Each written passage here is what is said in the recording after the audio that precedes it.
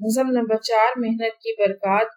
شعر نمبر 5 ہر ایک ملک میں خیر و برکت ہے ان سے، ہر ایک قوم کی شان و شوکت ہے ان سے، نجابت ہے ان سے، شرافت ہے ان سے، شرف ان سے، فخر ان سے، عزت ہے ان سے، جفاکش بنو گر ہو عزت کے خواہاں، کہ عزت کا ہے پید ذلت میں پنہاں۔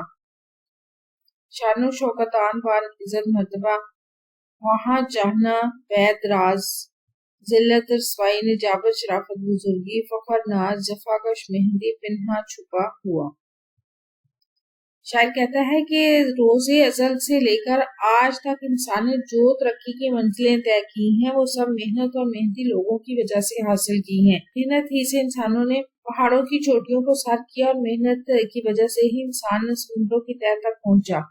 محنت سے ہی نئے نئے ملک دریافت ہوئے، محنت کی وجہ سے ہی انسان نے بلند و بالا عمارت کھڑی کی اور محنت ہی کی وجہ سے انسان کو عزت ملی۔ شاعر کہتا ہے کہ دنیا کے تمام ملکوں میں ان محنتی انسانوں کی وجہ سے ہی خیر و برکت ہے۔ ان محنتی انسانوں کی بدولت ہی اقوام دنیا میں بلند مقام پر فائز ہے، اور انہی محنتی لوگوں کی بنا پر ہی قوم یا ملک ترقی یافتہ ممالک کے سامنے نظر آتا ہے۔ محنتی انسان سے ہی دنیا میں شرافت، عزت اور بزرگی قائم ہے۔